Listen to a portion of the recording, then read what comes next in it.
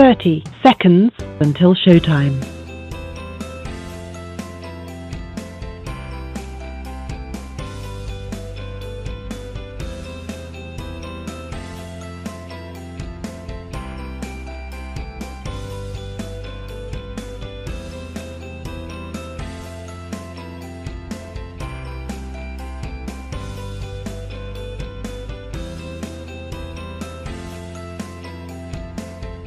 Your show will go live in 5 seconds. 4, 3, 2, 1. Broadcasting live. It's America's longest running talk show on computers. It's Computer America, bringing you the biggest names in technology with guest interviews, new products, and your emails. Listen live at computeramerica.com on any device around the world. Email the show at live@computeramerica.com or find us on social media. Be sure to check out our website for contests, giveaways, show notes, live video stream, podcasts, and more. You're listening to Computer America.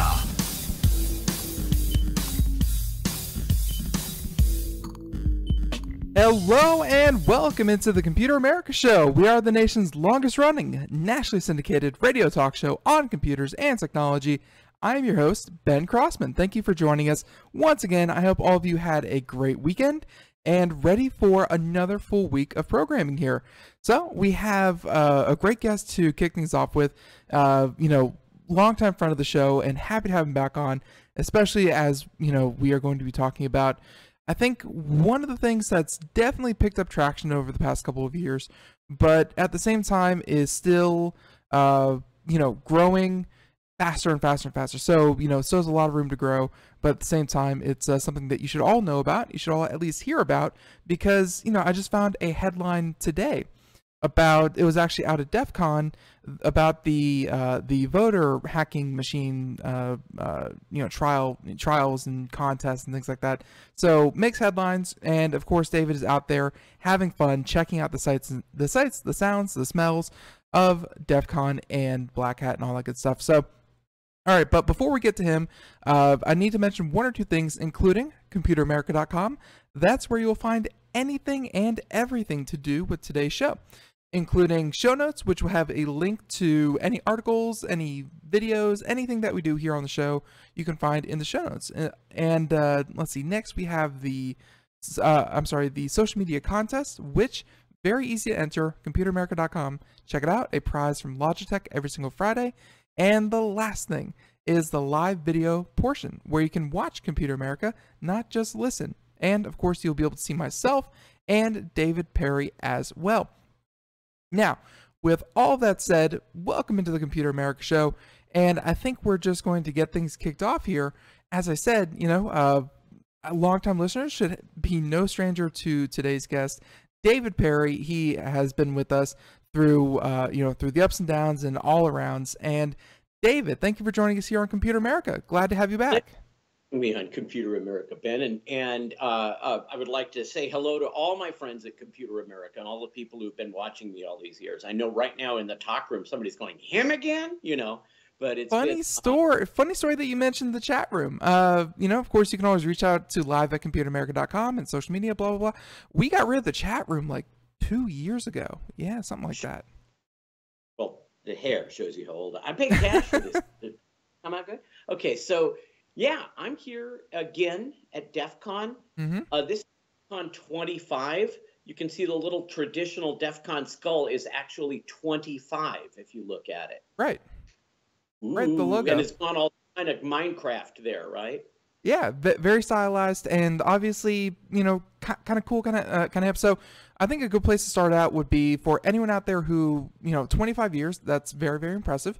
But for someone out there who maybe has not heard of Defcon, I mean, what kind of convention is it? Obviously for hacking and things like that, but is it a place for like a meet and greet? Is it all things hacking celebrated? I mean, what's kind of the sense of going to a Defcon? Defcon is big, really, really big. This year it was more than 24,000 people, and it's moved to Caesar's Palace. It started out at a place called the Alexis Park that no longer is there. Like many parts of the country, they're tearing down Las Vegas and rebuilding it as we speak. I'm speaking to you from my Aunt Margaret's home. I'd like to thank Aunt Margaret for letting me do this broadcast from here. Because it's quiet enough to talk to the phone here. Defcon is a marketplace. You can go there and buy the actual physical tools, the pineapples, the hacking units, the circuitry, and lock picks, and all of the things that hackers find that they want. You can attend seminars or people giving lectures. I have here in my hand, this is the catalog of Defcon 25 right here. Mm-hmm. So as you can see, it's a fairly sizable con. There's lots pretty of thick. things going on. Thick. I'm going to jump to the middle here because one of the things that unique about Defcon is that they have ongoing running workshops that they call villages. And this is the list of all of them. I'm going to read you what they have. Sure. The biohacking village, the car hacking village. Last year we took apart a Tesla and found out how to remotely hack into all of the 35 computers that were located in it. The crypto and privacy village, the data duplication village, the hardware hacking village, the Internet of Things village.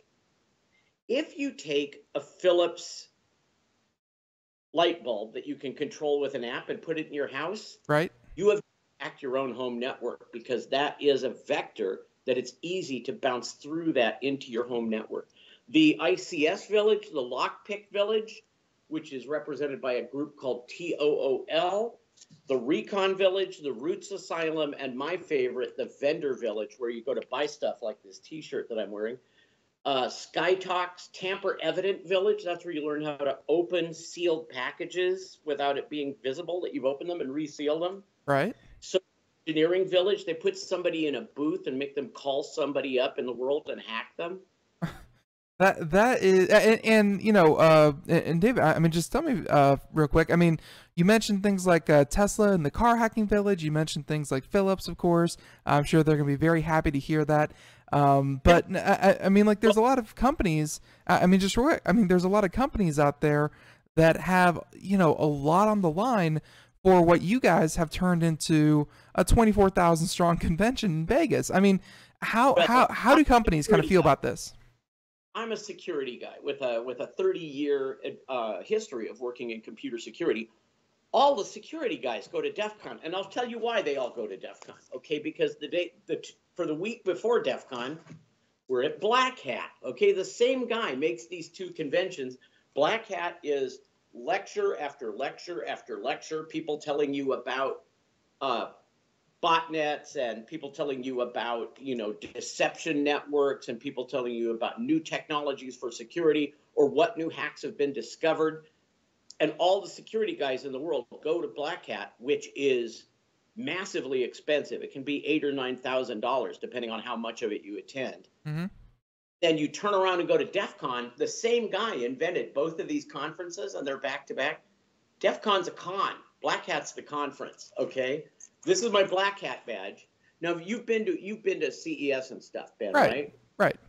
You notice I've got a media ribbon from WBAI New York, where I'm a co-host on the Computer America show, or the Personal Computer show. There you go. Which is another long-running radio show, because I'm a long-running guy. Well, your Black Hat badge knows who you are. It says David Perry. It knows who I represent.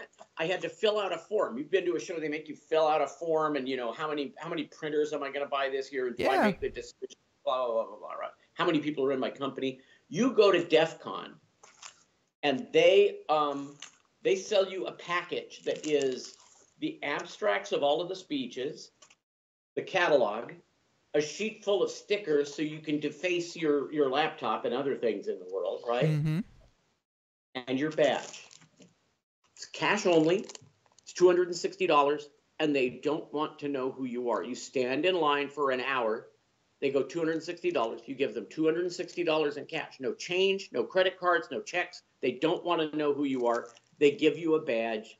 This year it's rubber, but traditionally the badge is a printed circuit board that's hackable, okay? And the badges are really, really valuable, the DEF CON badges, because if you're not in that long line for hours, right, then all you get is paper badge, but it's still the same thing. This time they said fill in your name. Nobody's going to fill in anything because at DEF CON you are anonymous. Okay, so yes, DEF CON is where we find out about hacking in a hacking world, and there's hackers there. There are mostly white hat hackers there, and people learning what's called penetration testing. The reason I know that you can use that Philips Hue light bulb, I'm going way out on a limb here. This is commercial radio, but I'm going to say that.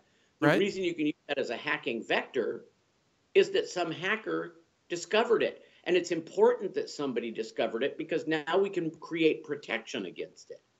I'm really busy this summer. I am at the hacker conference. I've been here a week and a half. And then I go home, okay, and then I'm back for the Magic convention, and then I go home, and then I'm going to be, how far are you from Washington, D.C.? A couple hours. Not too bad. Not too bad. I might rent a car. I'm going to be in D.C. for something, and then I'm going to Vienna, Austria, to speak at a UN conference on My goodness. Okay, you ready for this? Is it possible to educate the computing public enough to make it worth to try to do it on computer security? Okay, because if you ask a programmer, if you ask a hacker, if you ask somebody who's an engineer at an antivirus company, they will say, no, it's worthless to try to educate the public. I don't think so. I've been educating the public all my life. I think it can be done. So that's what I'm going to go tell them at the UN. But let's get back to DEF CON. Sure. So DEF CON's a party. There's people are drinking all the time. There are bars in all of the rooms. You know, you're in somebody's speech. You could go get a beer. I, of course, drink only grapefruit juice. So I go get a grapefruit juice or a coffee. The life of the party, right? Right. It's a big party, and there's parties on top of this. There's stuff like the toxic barbecue, the pool party. There's famously lots of trance music, and do you know what nerdcore is? Absolutely. Okay, there's all the big stars of nerdcore are there. Dual Core is there. DJ Frontalot is there. All of those guys, right? And of course, my favorite DJ Jackalope from the Portland area is there. And you get a lot of EDM, you get a lot of rap, you get a lot of trance metal, and you even get some rock and roll nowadays because we're starting to get old guys like me who play electric guitar are showing up at DEF CON. So there's music, there's parties, there's a game called Spot the Fed where if you can see an undercover federal agent and you get it right, you get a T-shirt that says "I spotted the Fed." I have one, but it's from like 15 years ago. And let's, just real quick, let's touch on that because, I mean, you made it very, very clear with the badges. You made it very clear with, the fact that a lot of these people, no one really wants to know who you are other than, hey, you're okay to be in there.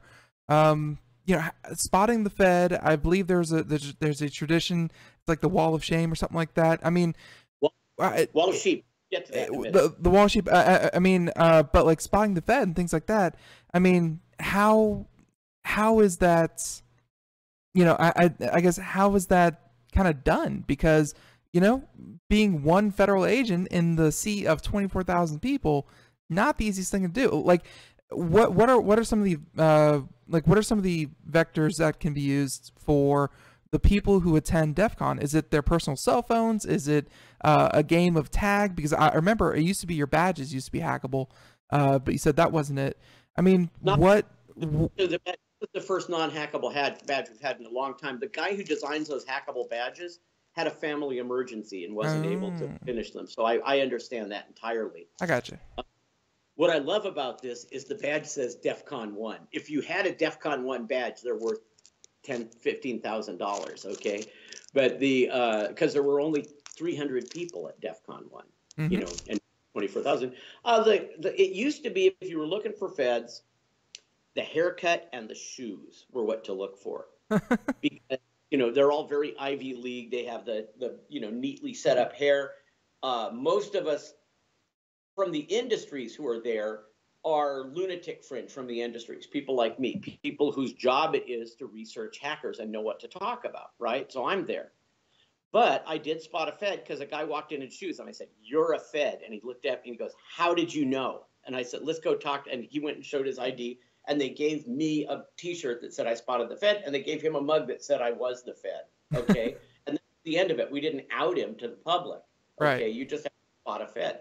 there are not one Fed in 24,000 people. There's 1,200 Feds in 24,000 people. The DIA is there, the State Department, the Army, the Navy, the Air Force, the Marines, the CIA, the FBI, the NSA, and places we've never heard of yet, okay? There are probably 3-letter agencies of which we've never heard, okay? I don't know about them, but I'm going to assume we didn't hear about the NSA until 1987, and it started in World War II. So it was a secret for all those years, and it's the largest intelligence agency that we know of in the United States. So here we've got a situation where I spot the Fed. Now I think the Feds are, dyeing their hair blue and wearing flip-flops and showing up in, cargo shorts and T-shirts like the rest of it. I always wear a Hawaiian shirt. Right. This is just so that I was at Defcon. My lovely wife, Margaret, made me a bunch of Hawaiian shirts when I used to travel all the time. See this that I just told you about this summer? That's not traveling all the time yet, okay? I did years where I did 320 days of travel. So she made me all of my shirts. She said wherever I went, she wanted me to be wrapped up in her love. That is adorable and crazy of a schedule, and all wrapped up at the same time. But talk about this real quick about the evolution of DEF CON over the years, or even the evolution of, to take it a step further, kind of the security industry, because the internet, the advent of the internet was one thing, but now you have connected homes. Now you have everyone walking around with a cell phone. Now you have everyone has to be connected in some sense to a computer, for work, for social, for whatever. I mean, is there like I can imagine that back in the day it was more, how do we protect, the infrastructure and and businesses and things like that. I mean, has it shifted towards social media, towards the individual, towards data collection agencies? I mean, how has cybersecurity changed in the past couple of years? I'm glad you asked me that, Ben. My first computer job was working at a magazine called Antic, the Atari Resource, in 1981. I think that's before you were born. Yes, it is. And I worked there, and then I worked at a company called Eagle Computer that's famous because the day they went public, the CEO bought a magnum of champagne and a Ferrari, got drunk, drove off a cliff, and died. Oh. Okay. And from there, I went to Toshiba. I've heard of them. And then a couple of years later, after sobering up, right, of course, I got hired at Norton to be the first technician in technical support on Norton antivirus version 1.0 for DOS. There was an internet, but nobody, if you weren't in a university or a military installation, you were not connected to it. Okay. So nobody was on the internet, and there was no, you had no Ethernet connection. Ethernet hadn't been really refined yet. I mean, it existed as a standard, but alongside other networking standards like 602.5, FidoNet, and lots of other things that were networks, there were bulletin board systems, right? Right. But the way you caught a virus was to get a floppy disk, okay, that was infected on its boot sector. It used to be, now, do you go back far enough that you remember any kind of floppy disks? Yeah.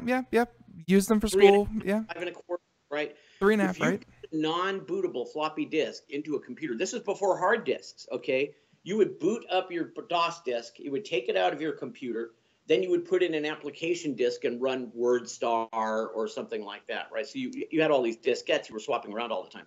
If you accidentally rebooted and it wasn't a bootable disk, you would get a message that said, non-system disk or disk error, please replace and strike any key when ready. You remember that? No, that's going, like we still had hard drives, but yeah, right, go ahead. That message was not brought to you from inside the computer. That wasn't an operating system message.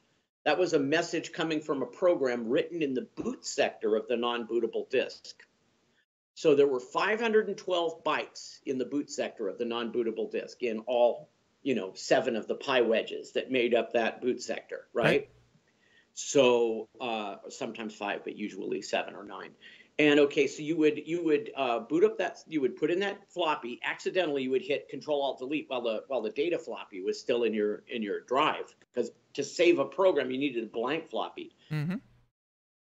And from that program line, from that 512 bytes, a program would load itself into memory and then duplicate itself onto any other floppy that you brought out. The first one was in the Apple II world. It was called Elk Cloner, and it wrote a poem that would boot up and say, send in Elk Cloner, right? After that, we had Stoned in the PC world, very popular boot sector virus that also would, if you had a hard drive, would spread to it through something called the master boot record, or MBR. And then a version of Stoned came out that started the industry. I'm sitting in tech support, you know, and I'm learning about viruses. I'm very interested by Hamburger and Cinderella and Horse and Jerusalem Bee. But then comes a version of Stoned virus from New Zealand that rocked my world. And this version was called Michelangelo. You've heard of the Michelangelo virus? I have not. Okay, Michelangelo is called Michelangelo because on March 6th, 1992, okay, and all March 6th, but it happened in 91, so we were looking forward to March 6th, 1992. If you booted up a system that was infected with Michelangelo, it would erase the first 100 sectors of your hard drive. Now, your first 100 sectors is your directory, your file allocation table. So erasing the first 100 sectors virtually kiboshed your hard drive. Does that make sense? Yeah, no, absolutely. Okay. So the world panicked. John McAfee, okay, who's a friend of mine, went on television and said, well, we don't know who's infected with this. It could be 5,000 people. It could be 5 million. And the media went nuts. The world is going to end. The world is going to end. You see them to do this with other viruses. The world is going to end March 6th. Everybody's computer's going to erase. So the phones go crazy. We go from 90 calls a day to from the virus crew, and Symantec, who owned Peter Norton, thought that this virus thing is going to end any minute. We better get rid of the antivirus product. It's going nowhere. Right. Michelangelo happens. We go from 90 calls a day to 7,000 calls a day. The whole company has to answer the antivirus. The secretaries, the programmers, and the whole reason tech support exists is to keep the general public away from the programmers, who generally programmers love computers and hate people. Okay, I'm sorry, I love you guys. Okay, but you hate that is people. a stereotype, right?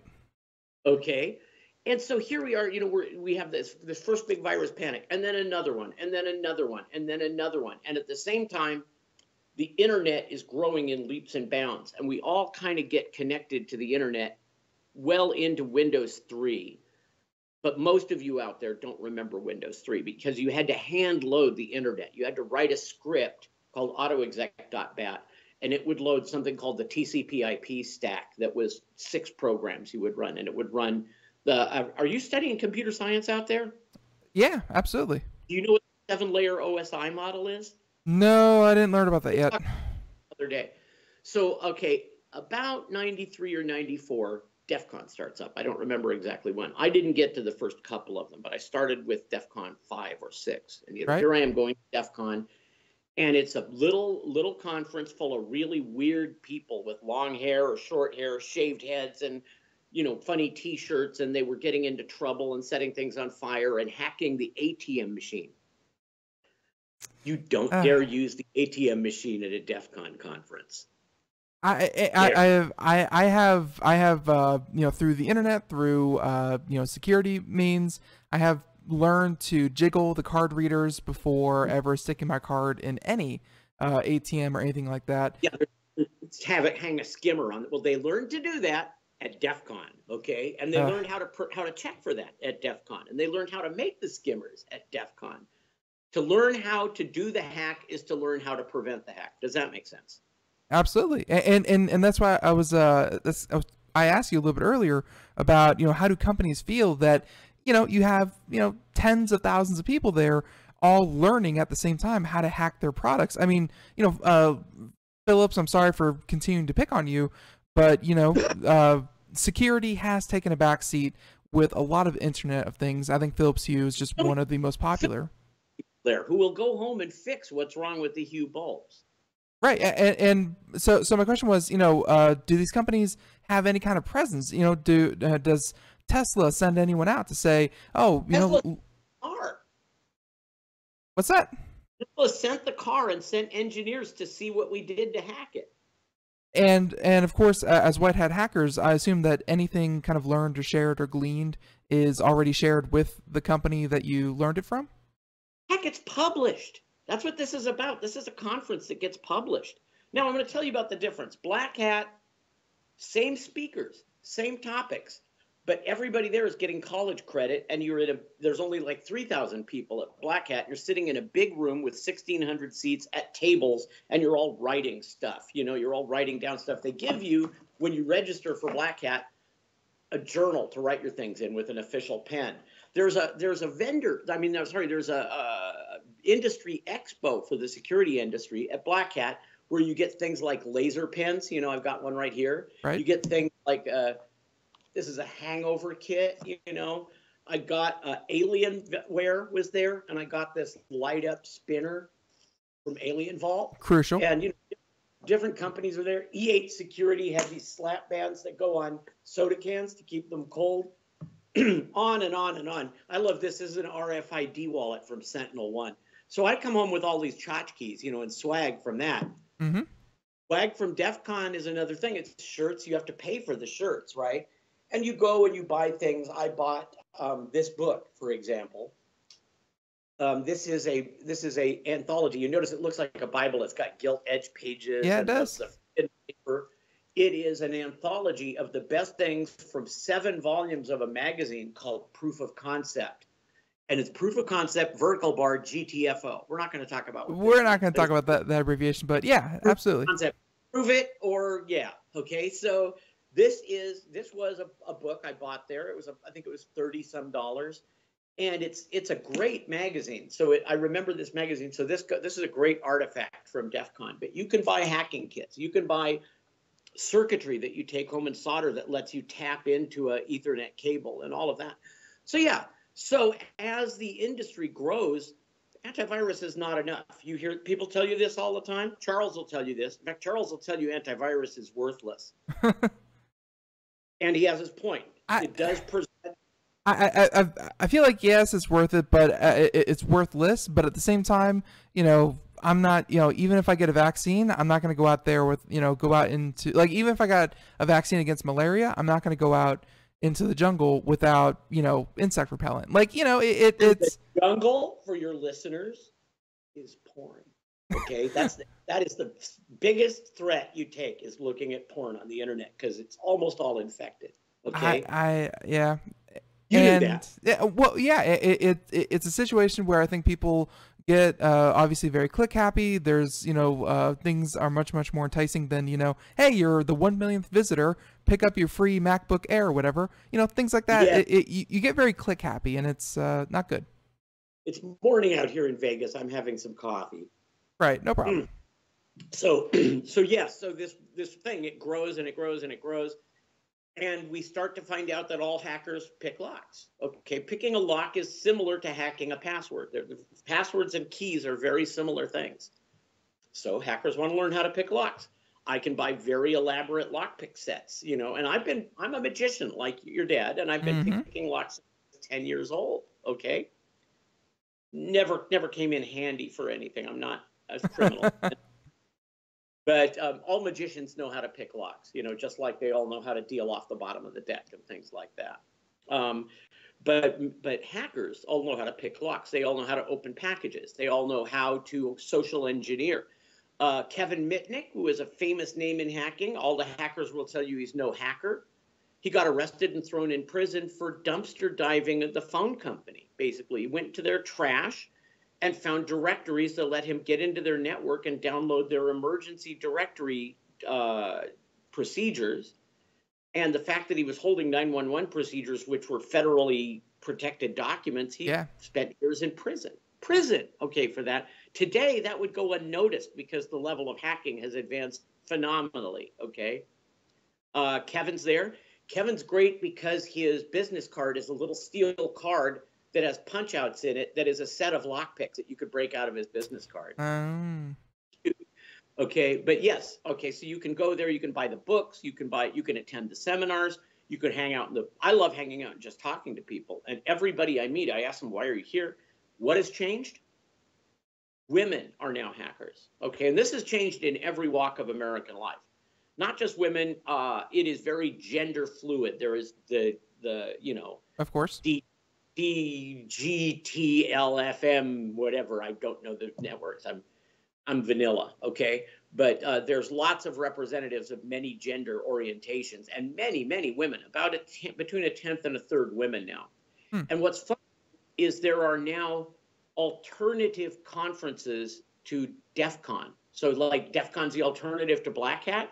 The alternative to Defcon and Black Hat is called B-Sides, and that's an even smaller conference that's just serious lectures, okay? Right. But everybody goes to Defcon because it's the party. Oh, there's a phone ringing here.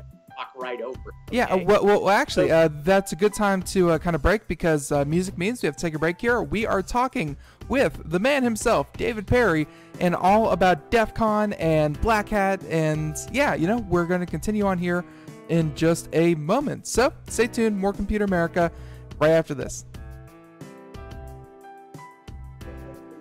We are all Brother Wolf. 10 years ago, a group of locals banded together to create positive change. We took animals into our homes, held adoption events at local retailers, and talked to the community about our mission to help build a no-kill Asheville. A decade later, we have achieved so many victories for animals in need. There's been so much progress, yet there's still so much to do. As part of our year-long celebration, we encourage you to become a member of our special Compassionate Circle program. With a monthly donation of $10 or more, you will have behind-the-scenes access to the work we are doing at Brother Wolf.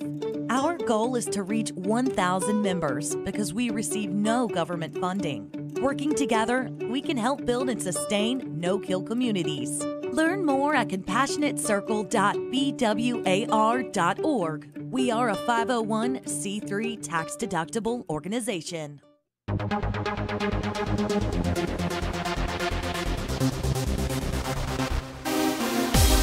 And welcome back to the Computer America Show. Thank you for joining us. And if you are just joining us, well, where have you been? And, we have the entire show, audio, video, what have you, podcast, available at computeramerica.com. And it links out to anywhere and everywhere.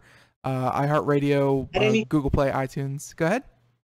At any time. At any time. Joining us, go back and start from the beginning. Absolutely. So yeah, and of course, the voice is David Perry. He is out on location in Vegas at Defcon and Black Hat, and we're learning more about the convention, and getting a feel for kind of what's changed, because learning the demographic of who is a hacker, what constitutes someone in the security space is one thing, and then I think I'm going to kind of push David a little bit into talking about what what the hackers and the hacking community kind of see as the next point of interest, because obviously we in David, I'll just say that for our day-to-day show, there's a lot about putting Bluetooth trackers, putting GPS trackers on your pets and your on your belongings that could get lost, or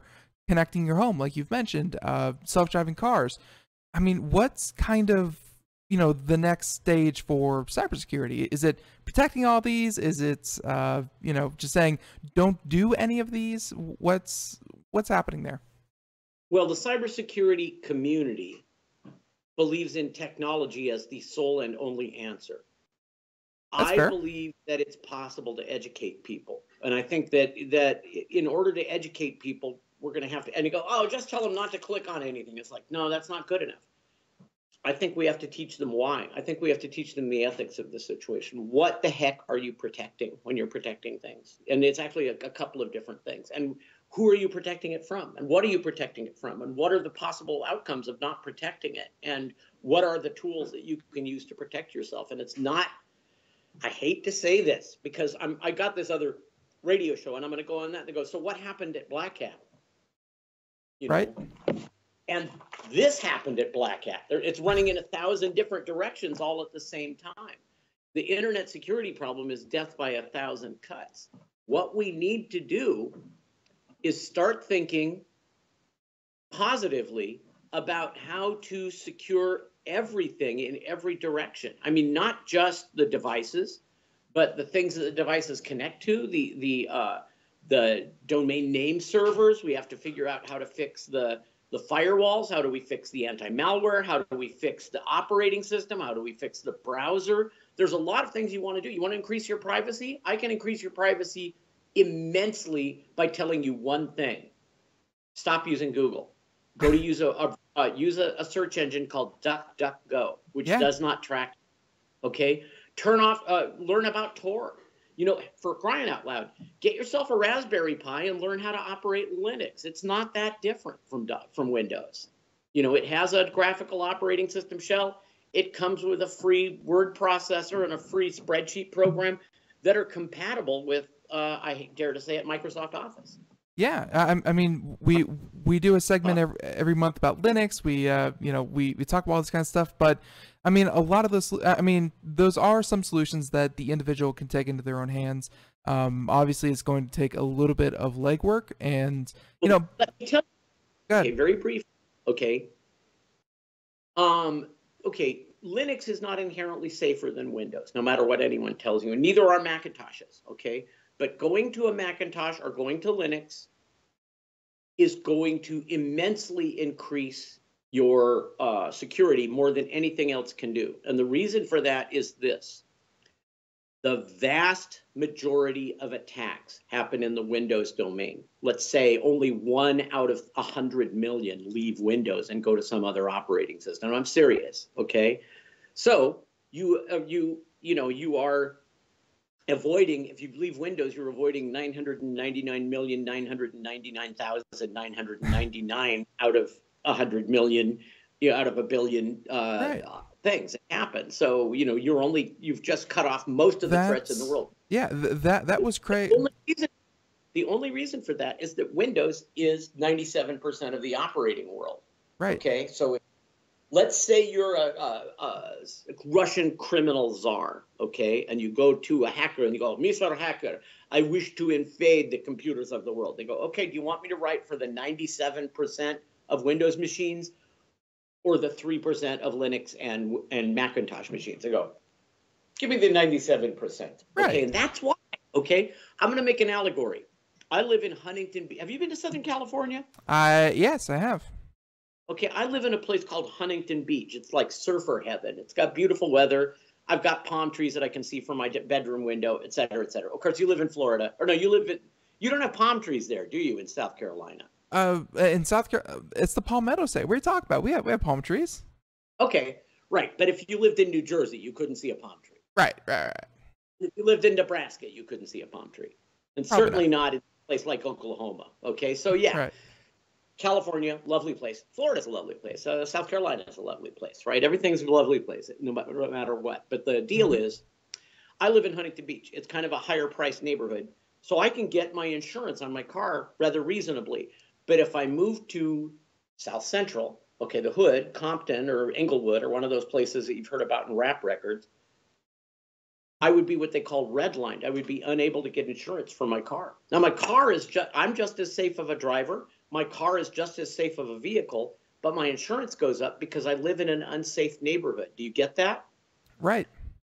Windows is the unsafe neighborhood of the internet. You want a better zip code? Get a Mac. Now, the problem with Macs, they're more expensive. I love them. But what I love about Mac is they bothered to do some customer service. I can go to the Apple store and there's somebody there who can help me. Really. In every city in America, I can go to the Apple store and there's somebody there who can help me. And they built in a lot of support. They run the software store. And I've sold apps, okay, for companies that I work for into the App Store. Mm-hmm.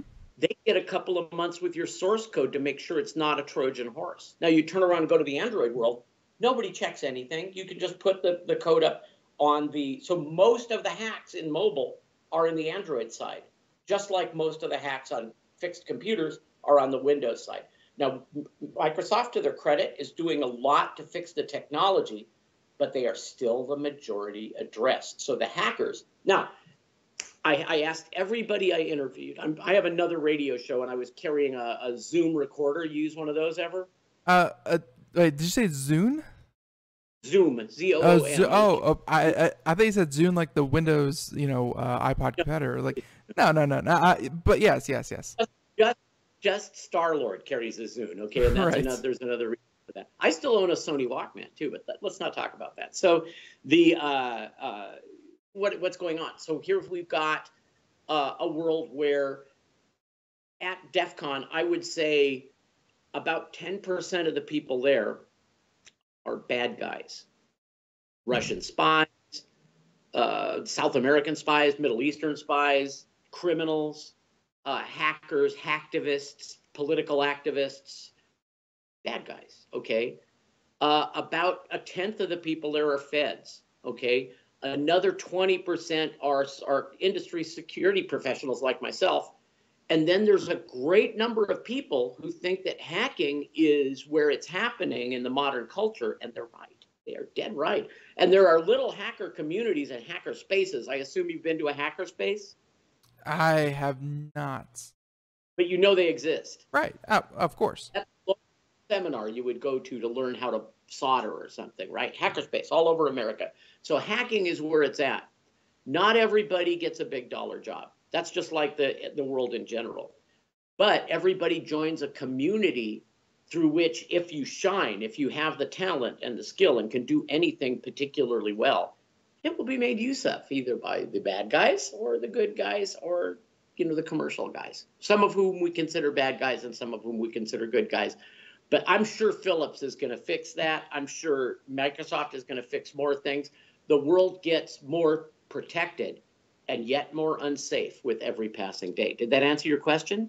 It did in a roundabout way, but I do you remember your question? I do in a roundabout way, but I do want to kind of ask you, because obviously you have said multiple times here that education is the key to kind of solving a lot of these problems that we have with data breaches and blah blah blah. But that's one way. It seems like a lot of programmers will take it another way and say that they have to protect the unwilling to learn masses from themselves and from bad people. I mean, I got to be honest with you. I'm kind, after everything you've just said, I'm kind of on the side of like the programmers and the security experts who say we need to protect the sheep. The sheep are just sheep. We need to be the shepherds and the yard dogs.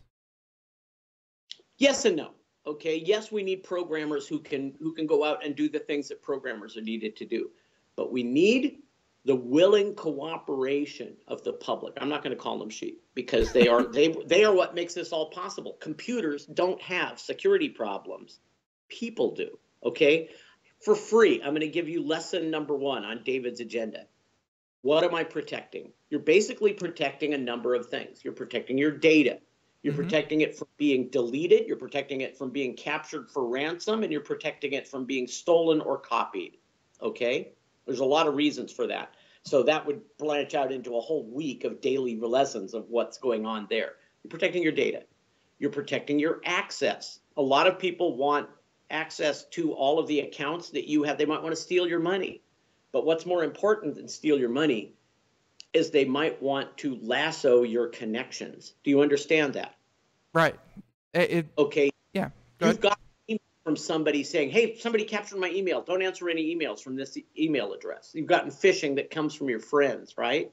I've gotten that on Skype multiple times and emails, right? Right. Okay, so yeah, they want your access. There's a lot of reasons for this. It's not just that they want to break into your bank account. And I can tell you from my experience, your bank account's being broken into more often than you know. It's a every second experience in the banking world. Hundreds of thousands of events per second are happening in that world. But they don't bother to tell you if they manage to block it or use insurance to replace it. If they don't have to bother you, if they know it's a criminal hack and they can just cover it up and go on, they want to do that because they don't want to lose your confidence. Once upon a time, we had something in this country called a run on the bank.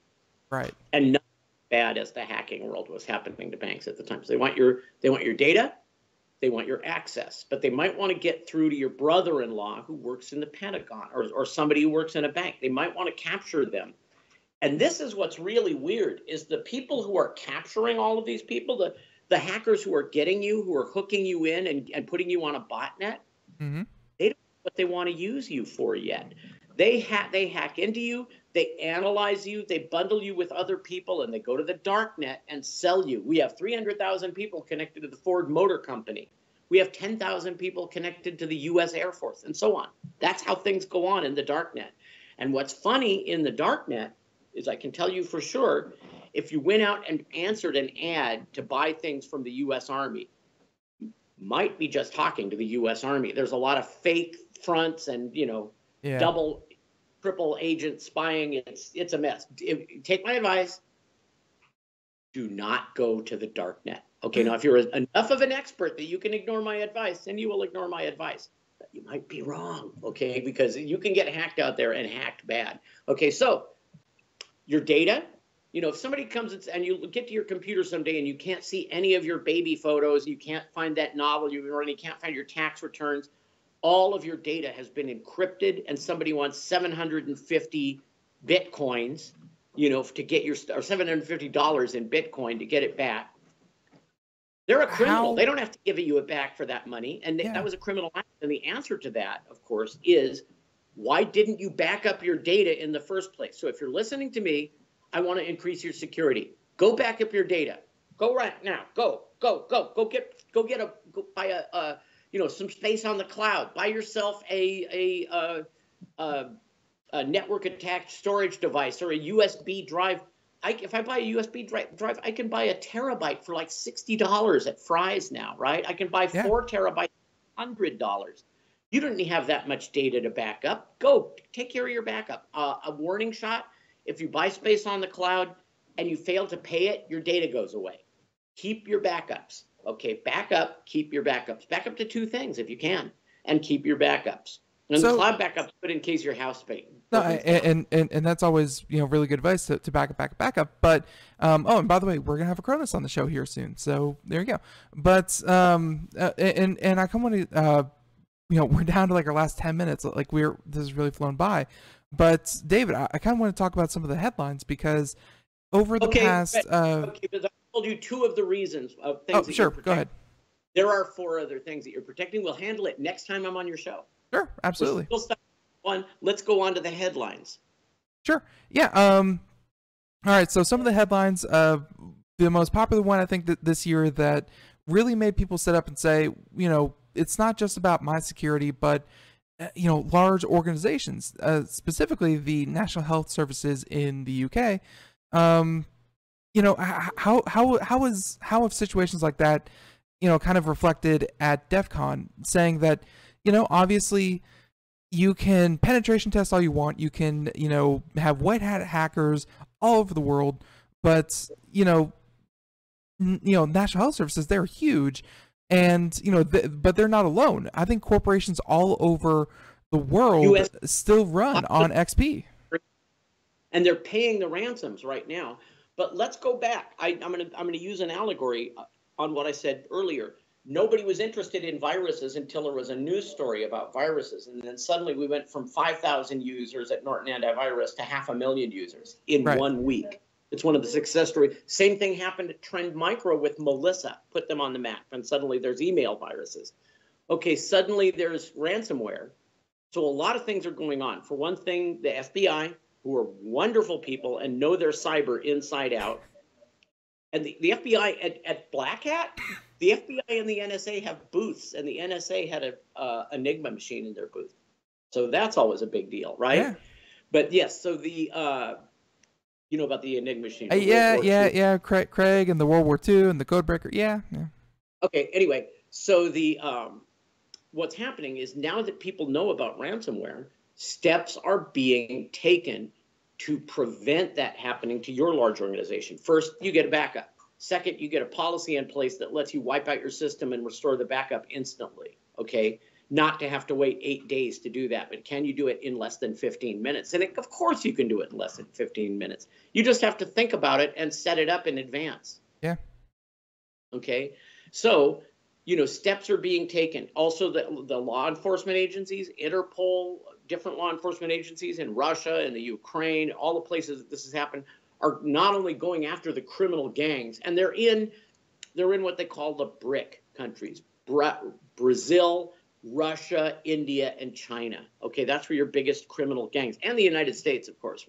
We don't want to be bested, so we have plenty of criminal gangs right here in the United States. But there's lots of places where these criminal gangs are centering, but we're starting to see them come up from Nigeria and Senegal and all places all over the world, everywhere, because the internet goes everywhere. Right. And so what we're looking at is law enforcement is getting behind this. The large organizations are getting behind it.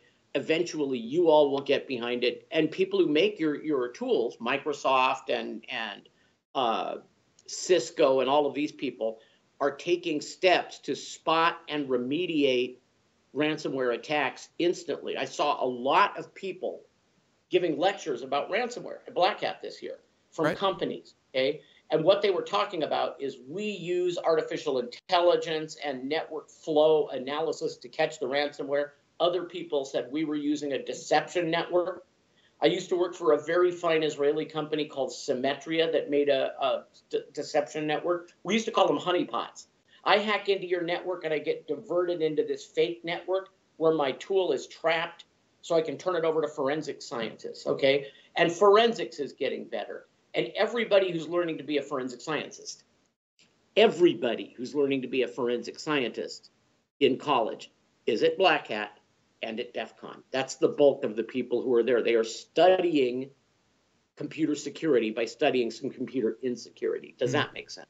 Makes sense. So, and did I question? Yeah, it did. And I guess, it kind of opens it up, because I think my next question is the exact same thing, but it's, do you think people will stop? Because you mentioned, obviously those different countries and, developing countries. Obviously, the only reason that they do it, the only reason that hackers want to do this, I mean, it's not the subculture it was in the early 80s, early 90s. 5 reasons. 5 reasons. Not the only reason. And your 5 reasons, but I also want to know, your opinion on, if you guys get good enough, if the security field gets developed enough where people stop making money, will they stop doing it? And so, go ahead. Hackers just want to prove that they're cool, okay? Hacktivists are trying to make a political point. Criminals are trying to make money. Corporations are trying to make money. Governments are engaging in cyber warfare. 5 reasons. 5 silos of different hackers and different reasons that they hack. Does that make sense to you? It does. Hackers, activists, criminals, corporations, and governments. So, okay.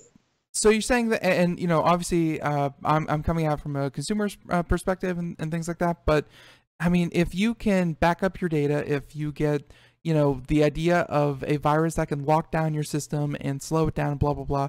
I mean, if you can take situations where you have to pay someone money to get it out, to get your system back, will people stop hacking computers, or will they just always find, or is hacking inevitable? Is this just a byproduct? Brace yourself. You ain't seen nothing yet.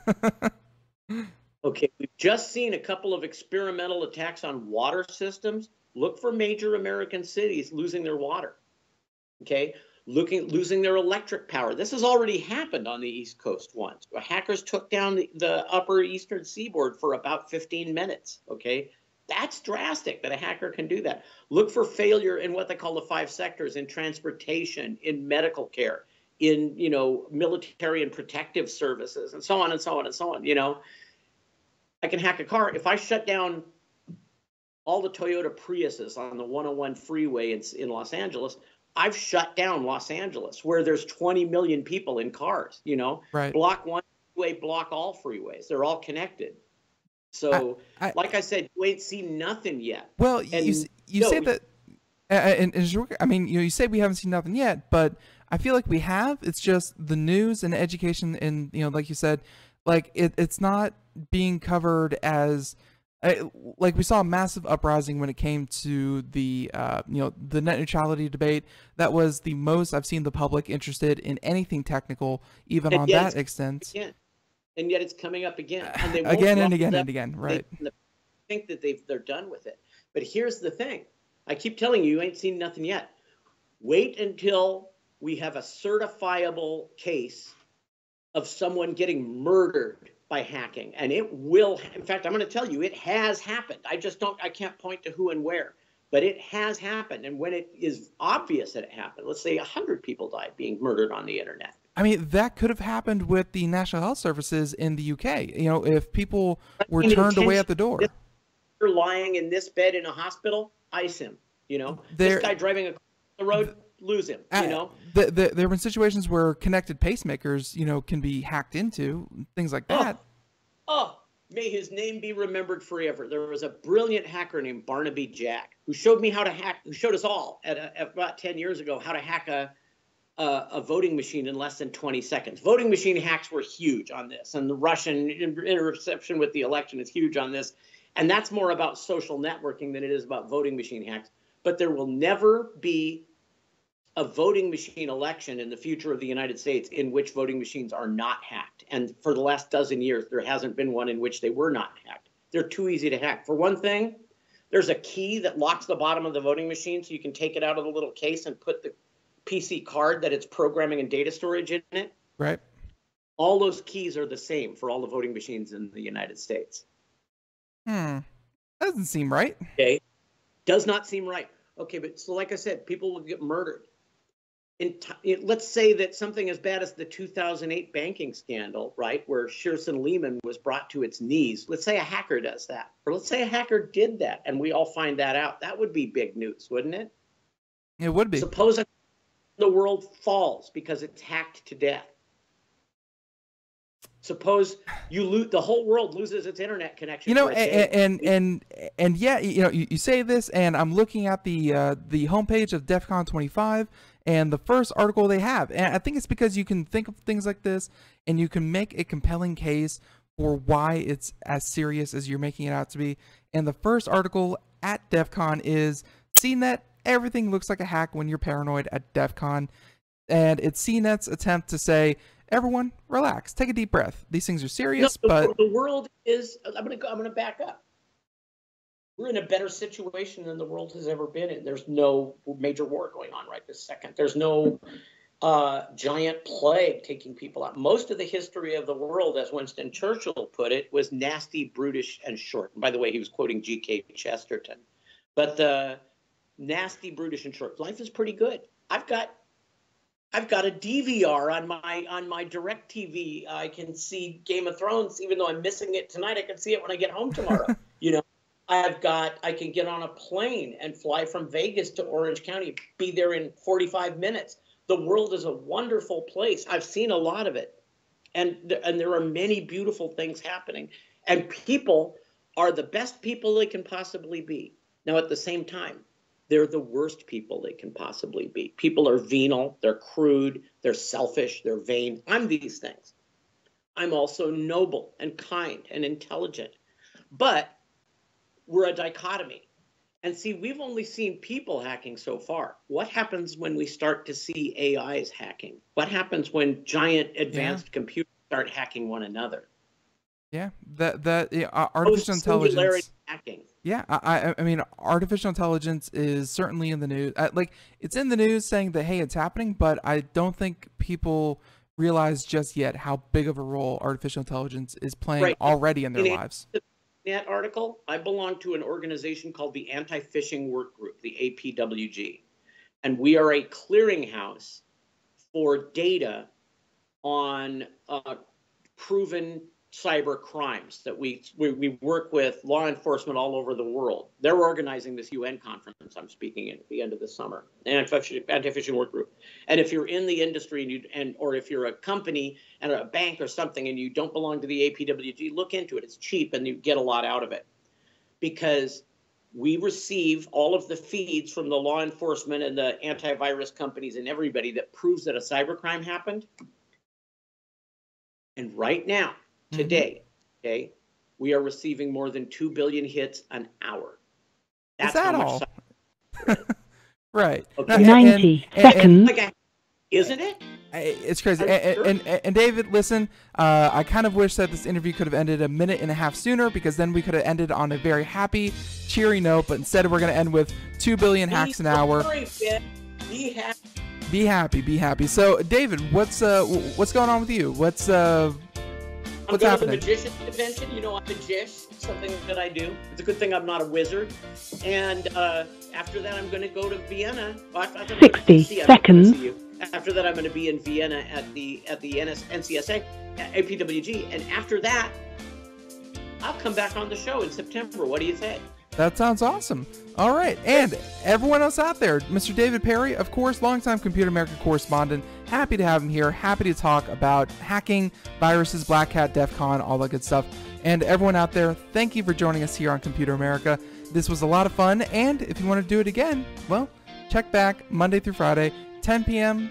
Wow, 10 p.m. Wow. 4 p.m. to 5 p.m. Eastern, Monday through Friday. Something about having David back on, it makes you want to go back to your old time slot. So, everyone, we'll be here, Computer America. Thanks a lot. Okay, thank you, Ben. 10 seconds.